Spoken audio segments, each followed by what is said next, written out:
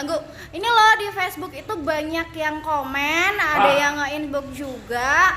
Itu gimana untuk snack Herbalife-nya? Emang shake boleh dipanasin? Ini juga banyak yang WA aku, Pak. Katanya Pak Yoyo nggak jawab. Alah, ngono wae ribut. Sik, sebentar. Olahraga sik. Gua bari kita jawab. Rasa ribut. Oke. Oh, Ya.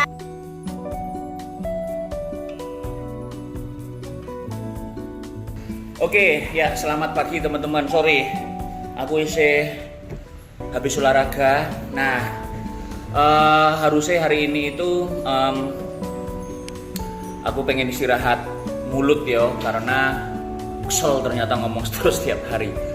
Nah, teman-teman, kemarin itu kan kita pernah membahas tentang cheating day. Nah, salah satunya adalah kita memberikan resep-resep dari shake dari Herbalife. Nah, banyak sekali pertanyaan yang muncul seperti tadi ya, Mbak Ana itu aku lagi olahraga ngeributi gitu ya. Dia nanya seperti itu, banyak teman-teman. Mas, ini apakah nutrisinya nggak rusak? Mas, ini apakah tidak sesuai dengan healthy active lifestyle? Nah, teman-teman, satu hal, apa yang paling bagus ya, produk Herbalife yang paling bagus itu dipakai dengan cara di blender ya, kayak seperti sarapan kita biasa, atau dimasak. Itu dulu paling bagus sempurna. Yang paling sempurna itu nah betul, yang paling sempurna itu adalah yang di blender. Produk Herbalife nggak boleh dimasak, itu yang paling sempurna teman-teman ya. Nah, siapa yang pengen sempurna? Saya. Terus orang-orang yang sudah 4 tahun, 5 tahun di Herbalife itu harusnya sudah kepengen sempurna ya. Namun satu hal, kita belajar dari sejarah ya, kita belajar dari sejarah. Kita dulu kan agama Islam gitu ya, masuk ke Indonesia itu kan tidak langsung serta-merta mengganti tradisi yang ada di Indonesia. Seperti halnya kita tahu di buku-buku sejarah teman-teman, dulu ya masuknya agama itu kan dari perdagangan ya, dari Gujarat, dari India gitu kalau nggak salah ya, ada perdagangan pertukaran, terus masuk ke lewat Aceh karena dulu memang di situ adalah tempat untuk pelabuhan awal gitu ya, terus lewat Batavia, terus lewat pesisir Pulau Jawa sehingga pesisir utara ya, sehingga mereka akan ada muncul agama-agama asal Aceh dijuluki sebagai Serambi Mekah. Nah, terus kita di pesisir Jawa sampai Cirebon gitu ya, sampai ke Pati, Kudus gitu ya, ada Sunan Munah. Terus ya waktu itu penduduk Indonesia itu kan ada adat lama gitu, ada adat istiadat ya. Dan adat istiadat Jawa itu dipengaruhi oleh agama Hindu teman-teman, karena Hindu itu sudah ratusan tahun sudah ada di Jawa. Kerajaan-kerajaan yang ada di dulu ya, kerajaan Jawa Majapahit gitu ya, terus dulu ada namanya Mula Warman itu yang di Kalimantan kalau nggak salah, terus ada Punakawan. Nah, kalau Punakawan itu di Pewayangan. Nah, itu semuanya itu ada agama Hindu, agama Buddha. Jadi kerajaan-kerajaan dipengaruhi itu. Masuknya Islam gitu ya, masuknya Islam. Itu mereka itu menggunakan cara yang halus gitu. Jadi tidak ngomong terus, "Oh, agamamu salah, yang paling benar agama Islam." No, ya. Mereka itu memasukkan gitu ya, tetapi tidak merubah tradisi. Apakah tradisi orang Jawa waktu itu? Tradisinya adalah mereka itu melakukan kayak misalnya upacara-upacara teman-teman, upacara-upacara. Orang meninggal 7 hari diperingati, 40 hari diperingati, ada sesajen, ada masih ada sesajen, masih ada namanya ngelarung, masih ada yang namanya adalah mitoni, ngapati, apalagi toh budaya-budaya orang Jawa apa wae to nul? Jendul ora ngerti apa-apa jebulno. Oke.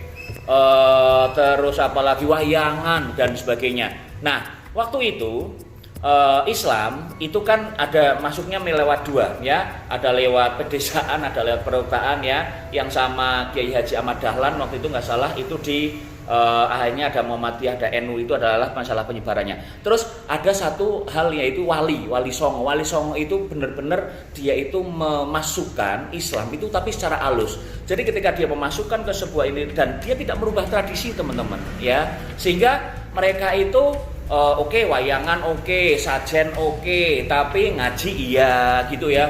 Terus dibuat kayak berjanjen tahu ya.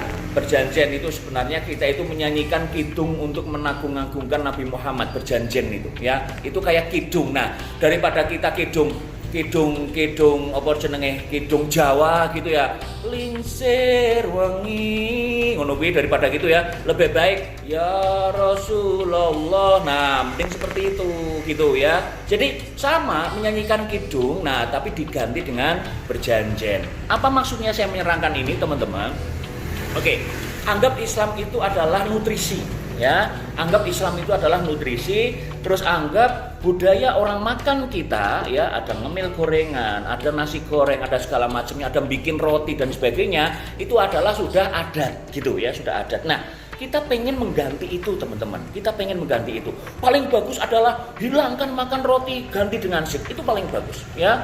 Tapi kalau Anda memasuki sebuah desa, memasuki sebuah wilayah, membawa sebuah perubahan sebaik apapun, dan Anda menggunakan kata itu, ya, belum sampai mulut mereka Anda sudah dibungkam gitu ya. Anda sudah dikucilkan, bahkan Anda sudah dibenci oleh seluruh manusia di dunia, ya. Oke. Saat kita itu sudah mengerti itu, maka kita memang membuat sebuah kayak perubahan, merubah tradisi. Herbalife adalah merubah tradisi, merubah orang yang makannya tadi dari dari nasi goreng, dari nasi uduk, dari roti, itu menjadi produk Herbalife kayak yang sudah biasa kita minum. Akan tetapi teman-teman,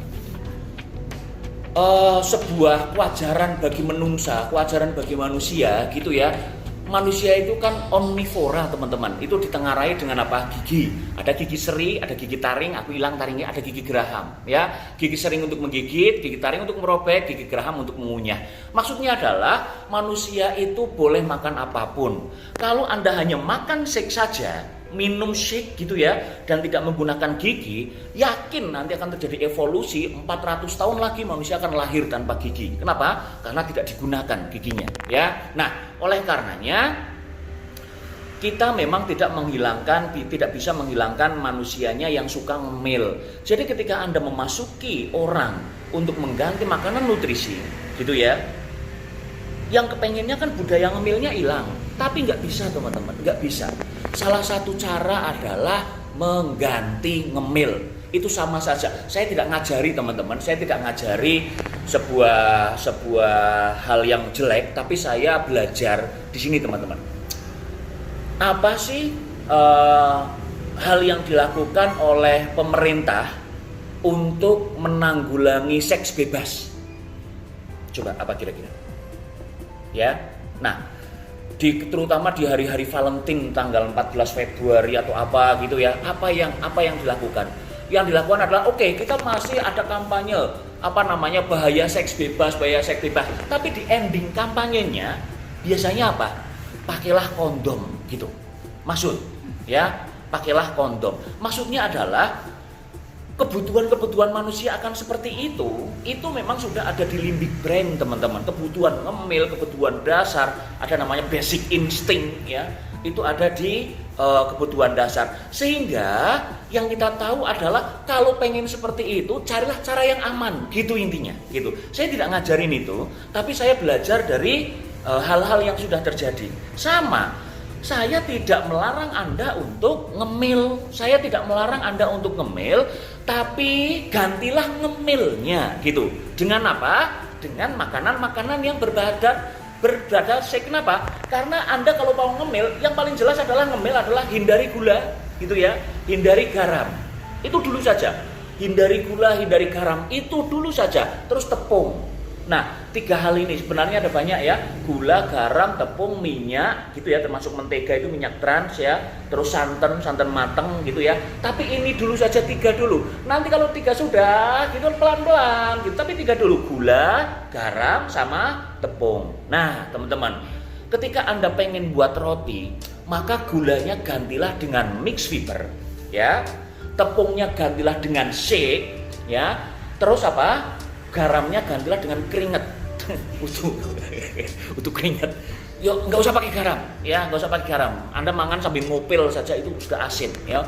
Atau Anda mangan sambil mengingat-ingat hidup Anda, ya, sudah asin. Nah, tapi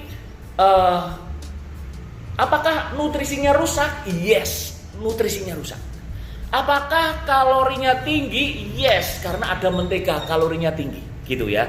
Namun teman-teman, dibandingkan dengan roti yang dibuat dari gula, dibuat dari tepung, dibuat dari garam, ya. Ketika dibandingkan bukan apple to apple. Dibandingkan roti itu roti. Apple to apple ini, Anda pernah mendengar nggak istilah apple to apple? Apple to apple itu adalah perbandingan yang adil, namanya apple to apple ya, ini sama ini. Nah, ini perbandingan roti yang buatan dari shake ya, sama roti yang buatan dari ini secara rasa sama teman-teman ya. Yang dari ini gurih-gurihnya hilang dikit lah gitu ya. Tetapi katakanlah gini, katakanlah shake itu mempunyai 100 macam fitonutrisi, makronutrisi dan mikronutrisi. Katakanlah shake itu mempunyai itu, katakanlah ya. Saya tidak mengatakan bahwa itu shake itu, tapi misal. Oke, ngerti ya? Terus ketika dimasak, sopo iki? Oke, sorry, tadi ada gangguan yo. Nah, tadi sampai mana lali toh? Tadi yang nelpon adalah Mas Yono, dia menanyakan tentang MUI. Oke, ya. Jadi kita sampai tadi. Jadi misalnya shake itu dimasak, gitu ya. Apakah nutrisinya hilang? Yes, nutrisinya hilang. Apakah kalorinya ada? Yes, kalorinya ada. Tetapi teman-teman, shake yang nutrisinya hilang, gitu ya, dibandingkan dengan roti yang katakanlah itu benar-benar dari mentega, dari garam, itu masih lebih baik makanan yang berbahan dasar shake daripada Anda makan roti, gitu ya, daripada Anda makan roti. Oh, aku masih olahraga. Aku baru olahraga teman-teman. 7.500 step dan saya sudah membakar kalori 900 kalori. Keren, dari jam 6 pagi teman-teman. Sekarang sudah jam 8. Aku olahraga 2 jam. Oke, nah jadi saat kita nanti dibandingkan, terus bagus mana Mas antara sarapan pagi dengan shake sama shake yang dibuat roti? Ya bagus sarapan shake. Nah, terus kalau customer milihnya ini bagaimana? Ya kalau customer milihnya, kalau Anda sebagai orang yang pinter ya, maka Anda harus ngomong kepada customer bahwa paling bagus adalah minum shake dengan gelas, minum shake yang di blender yang tanpa dimasak. Tapi kalau customernya aku pengennya ngemil, oke, shake juga bisa dibuat cemilan gitu ya. Jadi bukan berarti bukan berarti terus mulai sekarang shake itu shake itu buat masak untuk makanan kita dari sarapan, dari cemilan siang, cemilan malam. Bukan teman-teman, Anda sarapan paginya itu tetap harus memakai shake yang di blender, yang dicampur dengan PPP, yang dicampur dengan serat, mix fiber, yang dicampur dengan teh dan sebagainya, itu yang digunakan gitu. Nah, terus untuk makan siangnya, silakan Anda mencari makanan-makanan yang sesuai dengan meal plan Anda. Ada yang pakai dada ayam, ada yang pakai ikan, ada yang pakai sayur. Nah, sore teman-teman, sore hari, daripada Anda beli brownies, daripada Anda beli waffle, daripada Anda beli gorengan gitu ya, itu alangkah baiknya Anda itu mengkonsumsi cemilan-cemilan yang dibuat dari shake gitu teman-teman. Terus makan malamnya kembali lagi memakai shake. Itu yang dimaksud dengan healthy snacking, bukan healthy breakfast. Kalau healthy breakfast ya atau healthy meal plan, maka Anda tetap memakai shake. Tapi kalau healthy snacking, silakan Anda membuat waffle, Anda membuat es cendol, Anda membuat cilok, Anda membuat apalagi namanya dawet, ya. Anda lagi membuat apa meneto panganan-panganan itu? Apa meneto? Risoles, terus siomay, terus apapun, tapi ingat ya, gula ganti dengan mix fiber. Wes, intinya ngono ya. Tepung ganti dengan shake sama PPP. Wes yo. Prinsipnya gor itu tok yo. Garam ilangin. Sudah itu saja. Itu saja. Ya kalau Anda terus nanti rasanya Anda ya tambah garam sedikit oke lah ya. Tambah garam sedikit gitu. Terus kalau menurut saya garam itu di mix fiber itu rasanya itu sudah memberikan lengkap. Itu saja prinsipnya. Terus nanti kalau Anda masak boleh nggak saya tambah aloe, tambah selulos, tambah apa terserah monggo ya. Tapi biasanya ya itu nanti ya penyajiannya bareng dengan teh, penyajiannya bareng dengan Anda tak kasih resep namanya margarita ala yoyok gitu ya. Jadi Anda memakai teh pomegranate itu ya, terus dicampuri dengan aloe mandarin ya. Coba deh Anda bikin minuman itu, teh pome sama aloe mandarin ya, kucuk gitu. Terus teh pomenya itu 1 sendok, terus aloe mandarinnya itu adalah misalnya kayak ya 10 tutup botol atau 20 tutup botol gitu ya. Terus dikasih air sedikit, terus dikasih es gitu ya. Terus Anda pakai irisan lemon, celup gitu.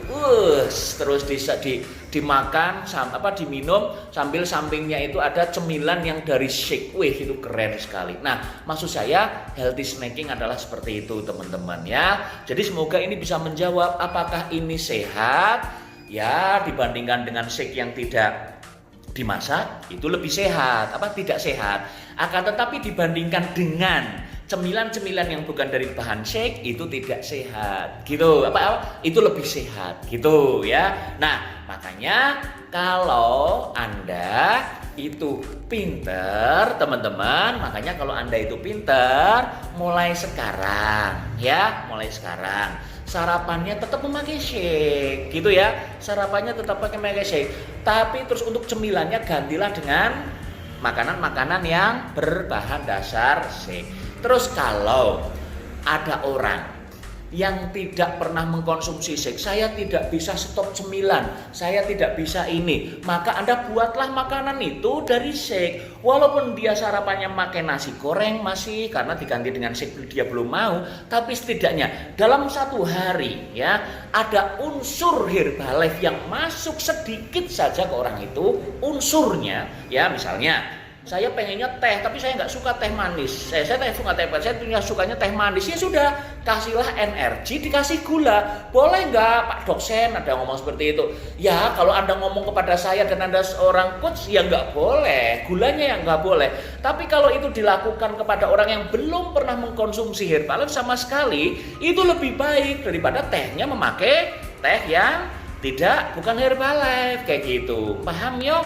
Jadi intinya adalah kita jangan kaku teman-teman, kita jangan kaku. Anda boleh kaku pada saya, Mas Yoyo buat untuk sarapan snack gak? Oh enggak, saya sarapannya tetap shake gitu. Terus kalau ngemilnya oke, kalau ngemil saya memakai makanan yang dibuat dari shake daripada saya beli gorengan gitu. Nah intinya adalah seperti itu. Bolak-balik saya mengulang-ulang, saya ngomong ngulang itu tok. Jadi sampean jangan lagi menanyakan apakah nutrisinya rusak? Iya rusak. Tapi apakah Anda pernah menanyakan ketika Anda membeli gorengan terus Anda, Pak ini nutrisinya rusak enggak? Lah enggak. Anda nggak pernah nanya itu pada penjual gorengan ya. Terus Pak apakah ini nanti tidak menyalahi aturan? Ya aturan apa sih? Ya nyalahi aturan karena aturannya shake itu di blender. Tapi apakah Anda pernah ngomong kepada orang di sana, Pak ini tepung itu sudah diolah seperti ini nyalahi aturan nggak? Anda nggak pernah ngomong seperti itu. Nah jadi smart. Nah, salah satu cara Herbalife itu masuk supaya diterima di semua kalangan, seperti halnya dulu Islam memasuki Indonesia, supaya dimasuki kalangan adalah be like them, ya, be like them, ya, be like them itu adalah blended, menyatu, menjadi seperti mereka, menyatu, ya. Kadang kadang sambil apaan, ada kidung yang tadi saya sampaikan, metung dino ada, sarungan, kuplukan gitu ya. Itu adalah tradisi. Sarungan itu tradisi, teman-teman, ya. Terus memakai udeng itu juga tradisi.